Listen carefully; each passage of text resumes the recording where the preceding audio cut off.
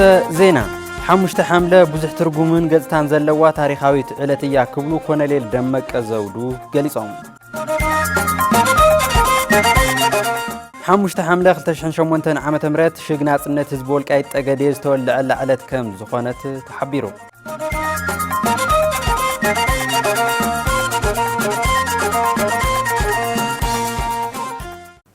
سلامت أنها بليز خبركم تملكتنا كابا محارة ميديا كوربوريشن فنو مدب قوانقوات تقرينيا نايزي ساعات زين حزنا لكم قريبنا لنا مستوم زيناتات حبيركم تساني تقبر واندم دباشي بقدامنت بحصرت زيناتات خن فيلموم توم حصرت زيناتات هيلن هافتي كم سؤال جاتهم لنا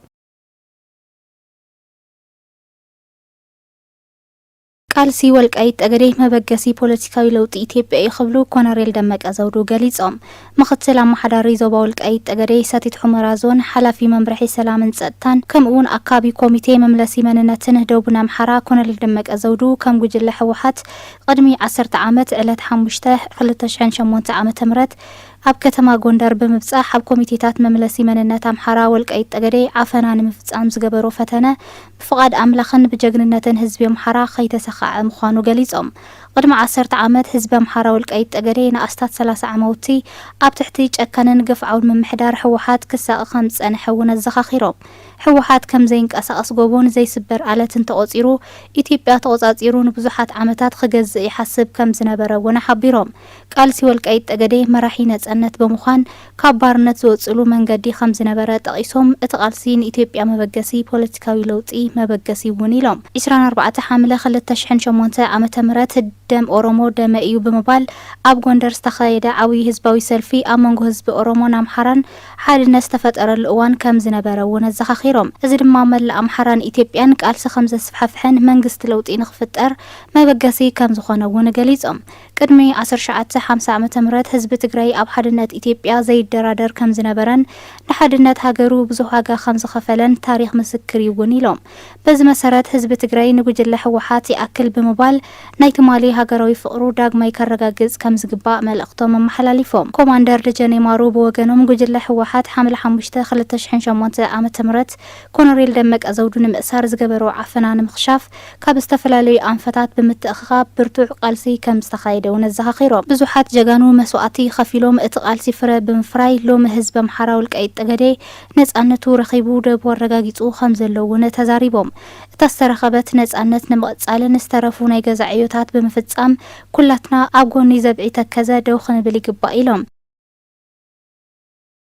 ቀዳማይ ሚኒስተር ዶክተር አብይ አህመድ መዕርፎ ነፈርቲ ንጉስ ተክለ ሃይማኖት ደብረ ማርቆስ መሪቆም ቀዳማይ ሚኒስተር ዶክተር አብይ አህመድ ኣብቲ መድረኽ ኣብ ዘመሓላልፎ መልእኽቲ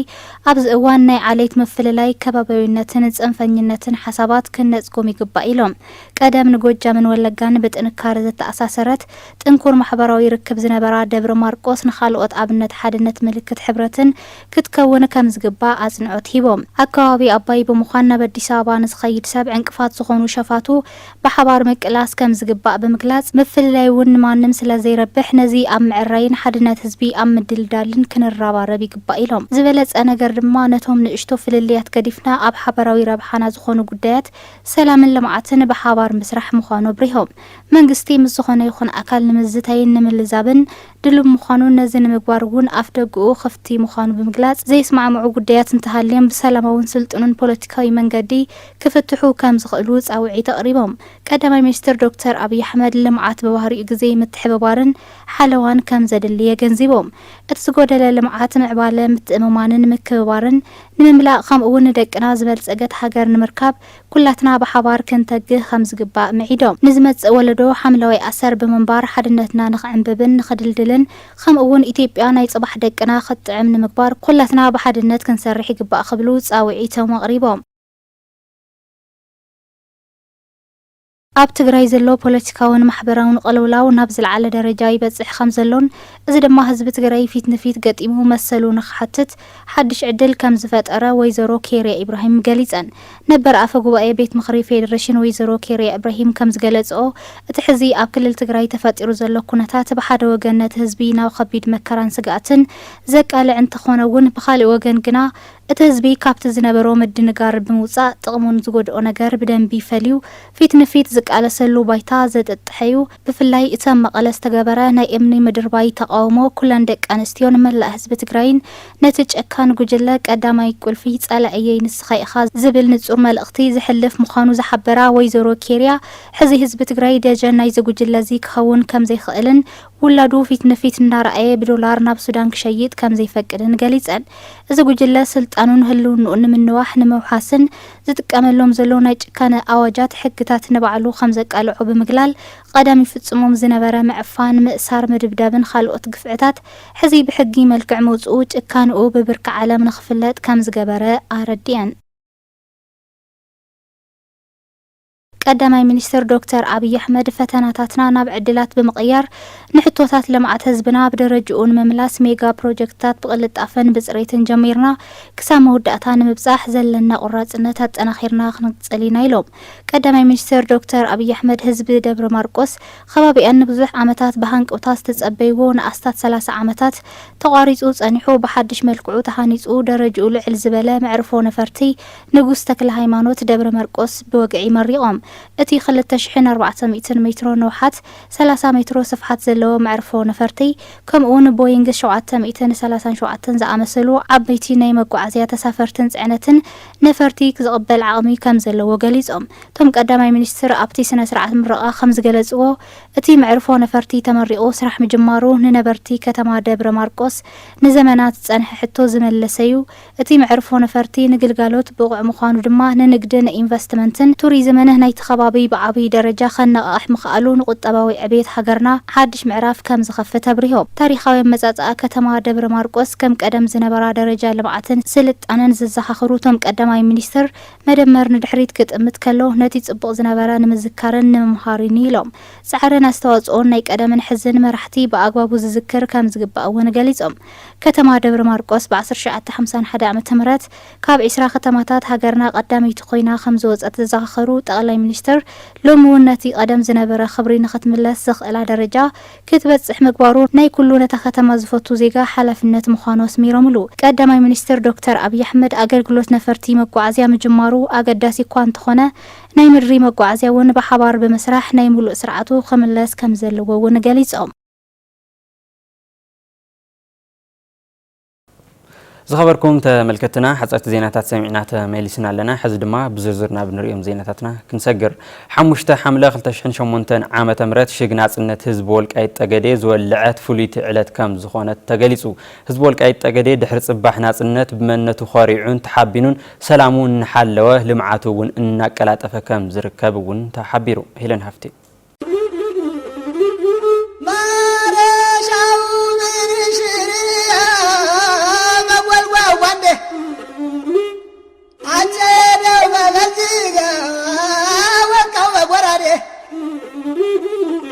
يا ما سنياو مقطع ينچوچو ዳንዴ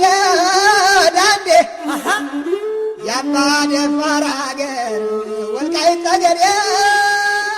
ወርሒ ሐምለ ሽግነጻነት ወልቃይት ጠገዴ ዝወልዐት ዕለት እያ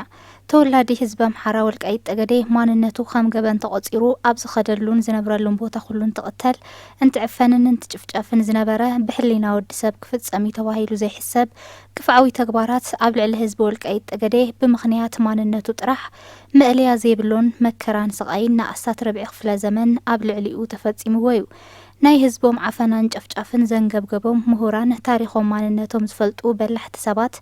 መራሕቲ ሃይማኖት ኮታስ ስለማንነቶም ዝሓስቡ ዝጭነቁ ኩሎም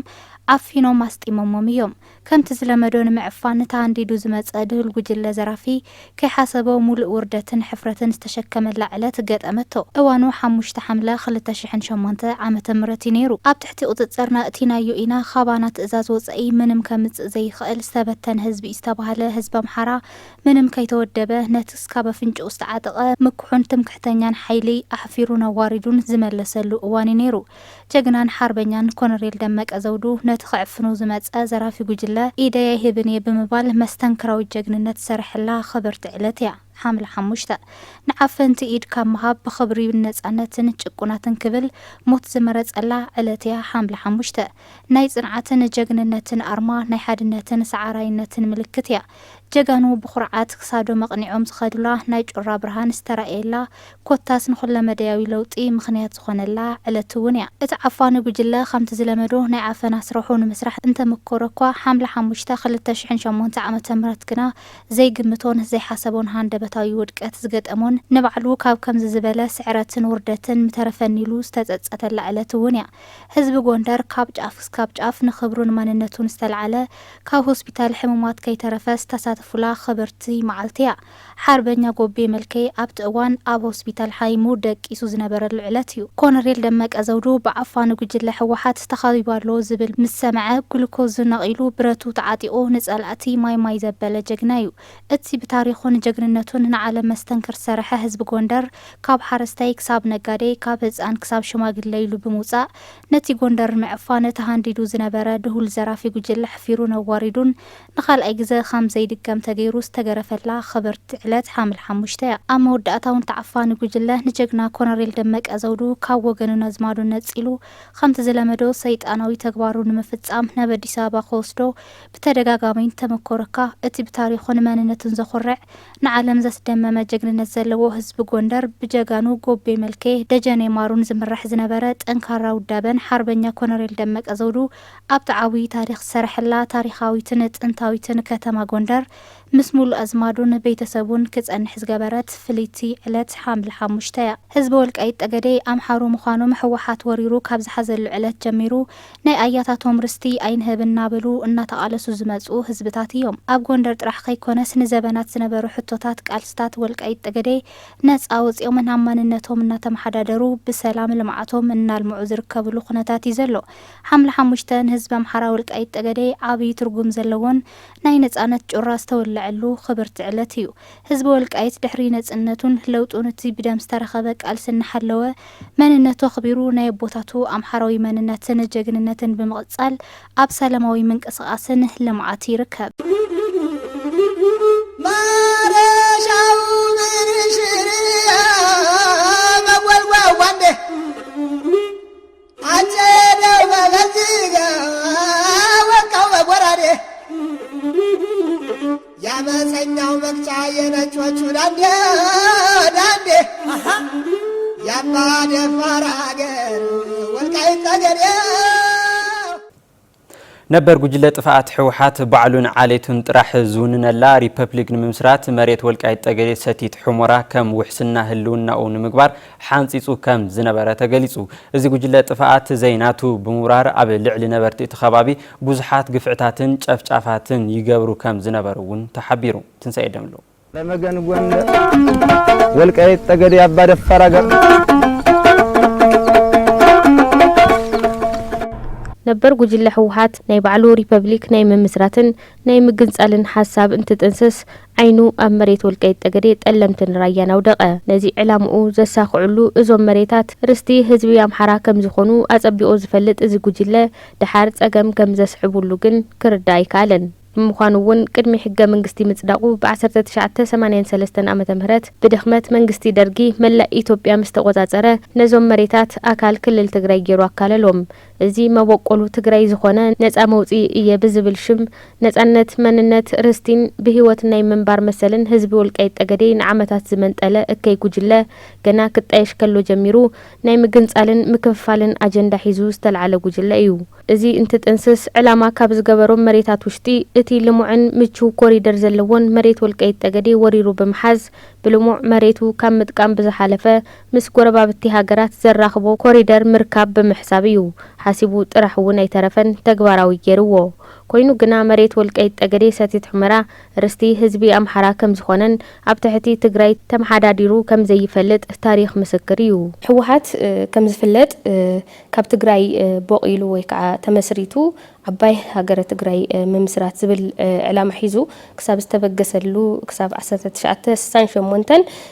والقيد تجري ستيت حمران تألمتن أكل تجري كوينو كم زي فلت بتجري تحتي وكعب تحتي تجري تم حديرو كم زي فلت وسنوون تكز كم زخونة زفلت يو ነዚውን ብዙሓት መረዳእታታት አለው ታሪኹውን ምስክርዩ ብዙሓት ናይ ታሪኽ ሰባት ዝመስከርዎ ብዙሓት ሰነዳት ዝጽሓፍዎ ዝመስከርዎ ብዙሓት ወጻእተኛታት ዕላዊ ዝገበርዎ ኩሉ ዝፈልጦ ሓቂ እዩ ማለት እዩ እዚ ጥራሕ ከይኮነስ ወለድና እውን ይፈልጥዎ እዮም ዓበይቲ ኣሕዋትና እውን ይፈልጥዎ እዮም ኣነ እውን ኣካል ናይቲ ማሕበረሰብ ብምዃነይ ኣብ ልዕሊ ወለደይ ኣብ ልዕሊ ዓበይቲ ኣሕዋተይ ኣብ ልዕሊ እቲ ማሕበረሰብ ኣብ ልዕሊ ስድራታተይ ዝበጽሕ ዝነበረ ግፍዒ ስለ ዝፈልጦ እንታይ ዓይነት ቃልሲ ይገብር ነይሩ እቲ ማሕበረሰብ ዝብል እውን ስለ ዝፈልጦ ኣነ እውን ከም ሓደ ምስክር እየ ማለት እዩ ነበር ጉጅለ ህወሓት ኣብ ልዕሊ ህዝቢ ወልቃይት ጠገዴ ንዓመታት ዝፈጸሙ ናይ ግፍዒ ጽዋ መሊኡ እንትፈስስ ናይ ዓመታት ቃልሲ ህዝቢ ወልቃይት ጠገዴ እውን ፍረ ኣፍርዩ ህወሓት ተወጊዱ ተከዘ ተሳጊሩ ክኸይድ ክኢሉ እዩ እዚ እንትኸውን እውን እዚ ጉጅለ ተወለድቲ እቲ ከባቢ እናቐተለ እናመዛበለ በኣንጻሩ ኣምጺኡ ዘስፈሮም ተወለድቲ ትግራይ ምስኡ ተከዘ ተሳጊሮም ክኸዱ ክኢሎም እዮም ነዚ እውን ንዓመታት ተመዛበልቲ መለሱ እናበለ ፕሮፓጋንዳ ክነዝሕን ፖለቲካዊ መጥቀሚ ክገብሮን ይረኣይ ኣሎ ኣብዚ ክንሪኦ ዘለና ነገር እዚ ወራሪ ጉጅለ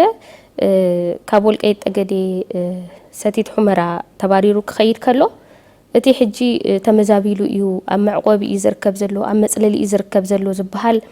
ኣብ ትግራይ ዝርከብ ዘሎ ተመዛባሊ ሓቢሩ ምስቲ ወራሪን ምስቲ ዓፋኒ ምስቲ ቀታሊ ጉጅለ ተከዘ ተሻጊሩ ክኸይድ ክኢሉ ማለት እዩ እዚ እዩ ዓብይ ነገር እቲ ተመዛቢሉ እዩ ዝበሃል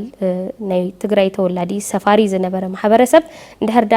ኣብ መሬት ወልቃይት ጠገዴ ሰቲት ሑመራ ዝነብር ተወላዲ እንድሕር ኮይኑ በዓል ርስቲ እንድሕር ኮይኑ ከምቲ ሕጂ እናነበረ ዘሎ ከምቲ ሕጂ ወለድና ቤተሰብና ኣብ ወልቃይት ጠገዴ ሰቲት ሑመራ ዝነብር ዘሎ ማሕበረሰብ ኣፍቲ ቦታ እንድሕር ዳገበነኛ ዘይኮይኑ ብሕወሓት ምኽንያት መጽኡ ኣፍቲ ቦታ ዝሰፈረ እንተዘይኮይኑ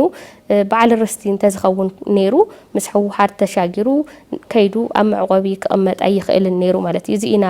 ክንርድኦ ዘለና እቲ ሓቂ እውን እዚ እዩ ነበር ጉጅለ ህወሓት ዲሞግራፊ ንምቕያር ካብ ዝተጠቐመሎምን ኣምጽኡ ካብ ዘስፈሮምን ወጻኢ ዝኾኑ ኣብ እዋን ድርቂ ብ1970 ዓመተ ምህረት ናብ ወልቃይት ጠገዴ መጽኦም ዝነብሩ ነበርቲ ተወለድቲ ትግራይ ኣለዉ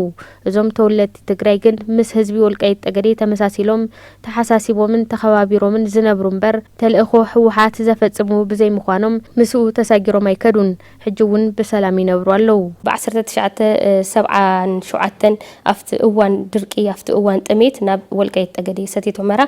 ተከዘ ተሻጊሮም ካብ ትግራይ ዝመጹ ኣፍቲ ቦታ ሕጂ እውን ዝነብሩ ኣለዉ ብሰላም ዝነብሩ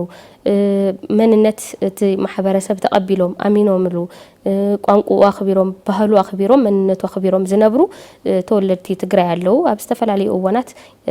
ቃለ መሕተት ክገብሩ ክዛረቡ ተሓቂ ክምስክሩ ንሪኦም ኢና እዚኣቶም ብዙሕ ዓመት ሓቢሮም ዝነበሩ ስለዝኾኑ ዝተዛመዱ ስለዝኾኑ ዝተዋለዱ ስለዝኾኑ እዞም ሰባት እዚኣቶም ኣፍቲ ቦታ ብነጻነት ይነብሩ ኣለዉ ማለት እዩ እቲ ወራሪ ጉጅለ ኣምጽኡ ዘስፈሮም ሰባት ግን ከምኡውን ንሳቶም እውን ከም ዝሕተቱ ዝፈልጡ ናይቲ ወራሪ ጉጅለ ደገፍቲ ዝነበሩ ኣባላት ዝነበሩ ናቱ ስራሕ ፈጸምቲ ዝነበሩ ኣካላት ግን ምስቲ ወራሪ ጉጅለ ተከዘ ተሻጊሮም ትግራይ ከኣቱ ክኢሎም ማለት እዩ መሬት ወልቃይት ጠገዴ ናይ መንርስቲ ምዃኑን መንነት እቲ ህዝቢ እንታይ ከም ዝኾነን እቲ ኻሊእ ይትረፍሞ ህዝቢ ትግራይ ኣጸቢኦ ዝፈልጦ ጉዳይ እዩ እቲ ሓቂ ይፈልጥዎ እዮም ህወሓት ይፈልጦ እዩ ህዝቢ ትግራይ ይፈልጦ እዩ ዋላ ኣፍቲ ቦታ ንሱ ብሰፈራ መልክዕ መጽኡ ዝነበረ ማሕበረሰብ ይፈልጦ እዩ መልዓሊኡ መበቆሉ ኣበይ ከም ዝኾነ ይፈልጦ እዩ ኣብ ተንቤን ድዩ ወይስ ኣብ ሽረ ድዩ ወይ ኣብ ዓድዋ ድዩ ወይስ ኣብ ካልኦት ኣብ ዝተፈላለዩ ቦታታት መጽኡ መበቆሉ ትግራይ ከም ዝኾነ ኣጸቢኡ 100% መሬት ወልቃይት ጠገዴ ሰቲት ሑመራ ናይ ትግራይ ከም ዘይኮነ ይፈልጥ እዩ ኣካል ኣምሓራ ከም ዝኾነ ይፈልጥ እዩ ተፈጥሮኣዊ ወሰኑ እውን ተከዘ ከም ዝኾነ ይፈልጥ እዩ ናፍቲ ቦታ ንሱ ክመጽእ ከሎ ተከዘ ሩባ ተሳጊሩ ከም ዝመጽ ይፈልጥ እዩ ማለት አረመገን ጎንደ ወልቃይት ጠገዴ አባ ደፋር አገር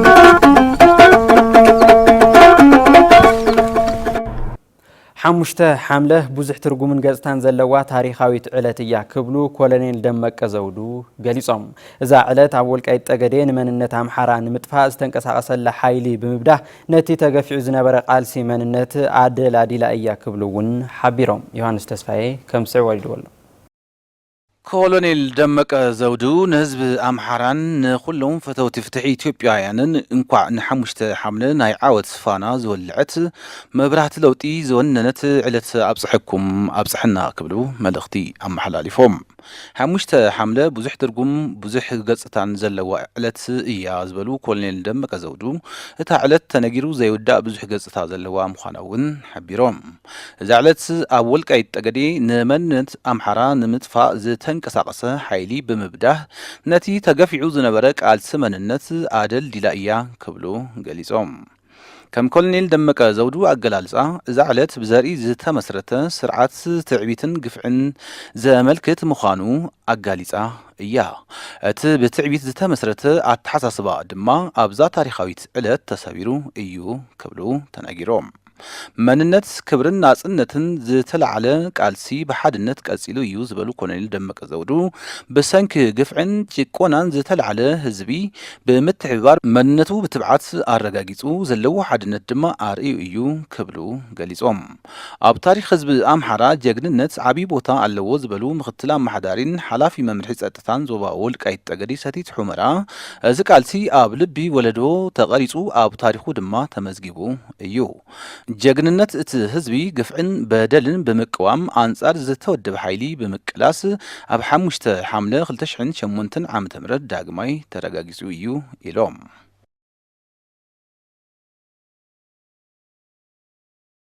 ዝኸበርኩም ተመልከትና ዜናታትና ሰሚዕና ተመሊስና ኣለና ሕዚ ድማ ዕለታዊ ሓበሬታ ንሰምዕሉ ሰዓት በጽሕና ኣለና ዕለታዊ ሓበሬታ ከብጽሕልና መሳርሕተይ ዮሐንስ ተስፋዬ ኣብ ስቱዲዮ ተረኺቡሎ ናብ ወስደኩም ዮሐንስ እንኳን ደህና መጻህ ዮሐንስ ዕለታዊ ሓበሬታና እንታይ ይመስል ብዝብል እስኪ እንተመልከትና ብል የቀኒል ወንድም ክቡራት ተመልከትና እንግዲህ ከምት ዝፍለጥ ኣብ ትማሊ ዕለት ሓምለ 5 ዝኽራ ሓምለ 5 2008 ዓመተ ምህረት ብድሙቕ ኩነታት ኣብ ዞባ ወልቃይት ጠገዴ ሰቲት ሑመራ ኣብ ከተማ ሑመራ ብድምቀት ዝተኸበረሉ ኩነታት ኣሎ ማለት እዩ ኣብቲ ኣከባብራ ሓምለ 5 ዝኽራ ሓምለ 5 2008 ዓመተ ምህረት ዝተፈላለዩ ናይቲ ከባቢ ላዕለዎት ሓለፍቲ ስራሕ ዝተረኸብሉ ኩነታት ነይሩ ማለት እዩ ከምኡውን ናይቲ ከባቢ ህዝቢ ዕዱማት ኣጋይሽውን ተረኺቦም በዓል ብድሙቕ ኩነታት ከም ዝተኸበረ ዝፍለጥ እዩ ማለት እዩ እንግዲህ ሓምለ 5 2008 ንምንታይ እዩ ዝዝከር ክበሃል ከሎ እቲ ግፍዓዊ ወራሪ ዝኾነ ህወሓት ኣብ ልዕሊ ኮሎኔል ደመቀ ዘውዱ ናይ ዓፈናን ናይ ምቕታልን ፈተና ዝገበረሉ እዩ ማለት እዩ ኣብ እዋን 2008 ዓመተ ምህረት ኣብ ከተማ ጎንደር ኣብ ቤቱ ምስ ስድራኡ እናሃለወ ዝተፈላለዩ ዕጡቃት ሓይሊ ካብዚ ካብ ኣዲስ ኣበባ ብምልኣኽ ንኮሎኔል ደመቀ ዘውዱ ዓፊኖም ንምውሳድ ወይ እንደ ዘይተኻኢሉ ከዓ ንምቕታል ዝዓለመ ስምሪት ነይሩ ማለት እዩ እዚ ስምሪት ብጅግና ህዝቢ ጎንደር ክምከት ክኢሉ እዩ ማለት እዩ ከመይ ኢሉ ተመኪቱ እቲ ህዝቢ ብነቂስ ወይ ብውልቀ ብምውፃእ ኮሎኔል ደመቀ ዘውዱ ንከይዕፈን ዓበይቲ ፃዕርታት ብምግባር ብምትኳስ እውን ኮሎኔል ደመቀ ዘውዱ ካብ ዓፈናን ካብ ምቕታል ህወሓትን ዝተረፈሉ ዕለት እዩ ማለት እዩ ንምንታይና ንዝክሮ ዘለና እዚ ናይ ቃልሲ መንነት ህዝቢ ወልቃይት ጠገዴ ዝተወልዐሉ ዕለት ስለ ዝኾነ ማለት እዩ ድሕሪው ኮሎኔል ደመቀ ዘውዱ ምስ መሓዝቱ ብምዃን ምስ ካልኦት እውን ፈተውቲ ናጽነትን ፈተውቲ ማለት እዚ ጭቆና ዝጸልኡ ዝነበሩ ናይ ህዝቢ ወልቃይት ጠገዴ ሰቲት ሑመራ ጭቆና ዘይድግፉ ህዝቢ ወልቃይት ጠገዴ ሰቲት ሑመራ ናጻ ንክኾን ዘልዩ ሰባት ተወዲቡ እቶም ሰባት ብምውዳብ ናይ እቲ ህዝቢ እውን ብምውዳብ ናጽነቱ ንኽረክብ ዓበይቲ ዝበሃሉ ፃዕርታት ተገይሩ እዛ ሓምለ 5 2008 ዓመተ ምህረት ናይ ናጽነት ብርሃን ዝወልዐት ናይ ናጽነት መንገዲ ዝፀረገት ዕለት ስለ ዝኾነት ኩሉ ግዜ በብዓመቱ እናተዘከረት በህዝቢ ወልቃይት ጠገዴን በህዝቢ ኣምሓራ እናተዘከረትን እናኸበረትን በብዓመቱ ትውዕል ኣላ ማለት እዩ እንግዲህ ከምቲ ዝፍለጥ ወራሪ ህወሓት ኣብ ልዕሊ ህዝቢ ራያን ኣብ ልዕሊ ህዝቢ ወልቃይት ጠገዴን ዘይሰርሖም ግፍዕታት የለውን ማለት እዩ እዞም ግፍዕታት ክረአዩ ከለው ነቲ ከባቢ ጥራሕ ወይ ናይቲ ከባቢ ማዕድንን ሃፍትን ንምጥቃም ጥራሕ ዝዓለመ ህወሓት ስሑት ዝኾነ መንገዲ ስለ ዝኸድ ህዝቢ ኣጥፊኻ ክተጥፎ ኣይትኽእልን ነገር ግን ኣእምሮም ዝተሰሓተን ጥዑይ ኣእምሮ ኣለዎም ክበሃል እውን ስለ ዘይኽእል ኣብቲ ከባቢ ነቲ ህዝቢ ብምብራስ ብምምዝባልን ብምምንጣል ብምቕታልን ብኻልኦት ድርጊታት ግፍዕታት ጨፍጫፍ ብምግባር ነቲ ከባቢ ናይ ምውራር ስራሕቲ እዩ እናሰርሐ ዝነበረ እዚ ብምንታይ ይጅምር ኣብቲ 27 እስካብ 30 ዓመታት ዝነበረሉ እዋን ኣብ ልዕሊ ህዝቢ ራያና ኣብ ልዕሊ ህዝቢ ወልቃይት ጠገዴን ናይቲ ከባቢ ሰባት ንከይመሓድሩን ናይቲ ከባቢ ሰባት ናብ ዝኾነ ይኹን ኢቭን ኪኢላ ናይ ኪኢላነት ቦታ እውን ንከይረኽቡ ብምግባር ነቲ ከባቢ ባዕሉን ናቱ ድሌትን ዘሳኽዑ ካብ ማእኸል ትግራይ ብምምፃእ ኣብኡ ናይ ስልጣን ብምሃብ እናተስፋሕፍሐ ዝነበረሉ ኩነታት እዩ ዝነበረ እቲ ህዝቢ ብገዛእቲ ደርቢ እንኳን ዘይፍፀም ግፍዕታት ኣብቲ ህዝቢ እናተፈፀመ ዝነበረሉ ኩነታት ዝዝከር እዩ ማለት እዩ ካሊእ ታሪፉ እቶም ዘለው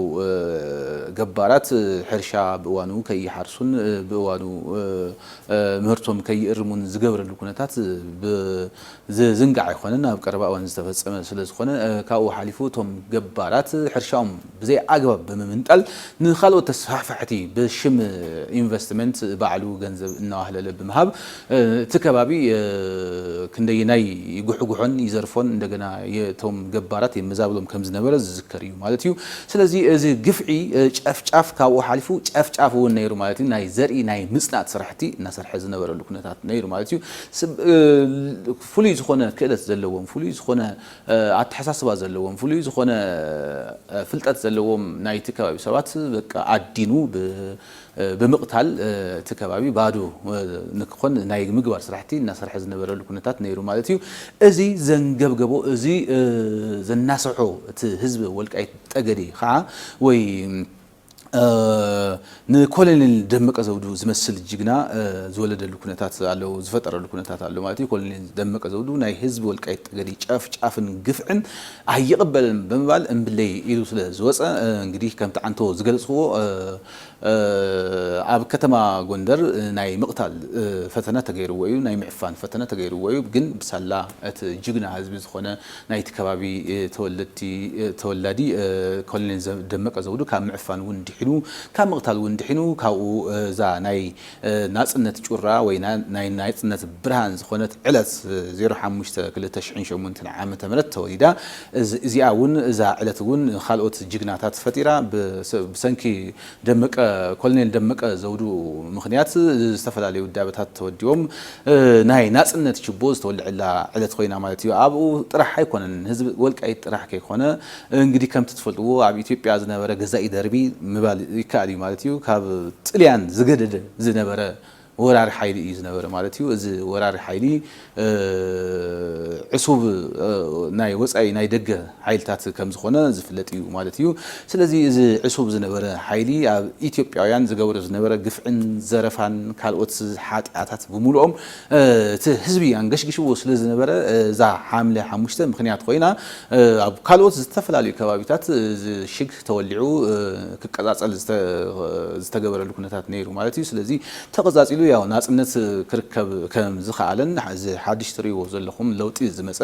በዚኣ በ5 ሓምለ 2008 ዓመተ ምህረት ዝተወልዐ ችቦ ከም ዝኾነ ዝፍለጥ እዩ ማለት እዩ ህዚ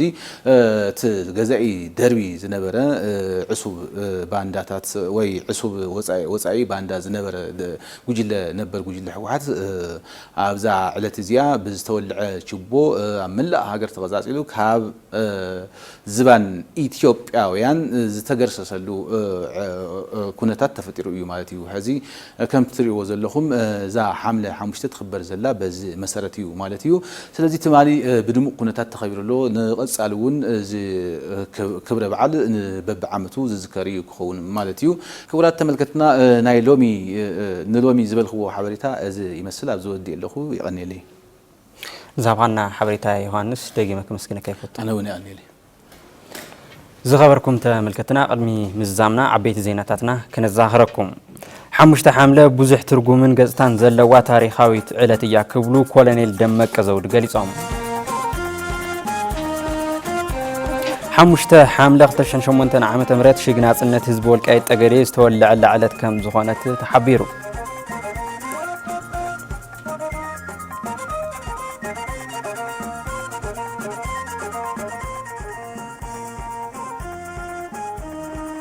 ዝኸበርኩም ተመልከትና ናይዚ ዕለት ዝሓረና ኣለኹም ዜናታትና ሰማዕኹሞም እዚኦም ይመስሉ ነይሮም ዝቐርዩ ምድላዋትና ሓቢርኩምና ንክትኾኑ ብኽብሪ ንዕድም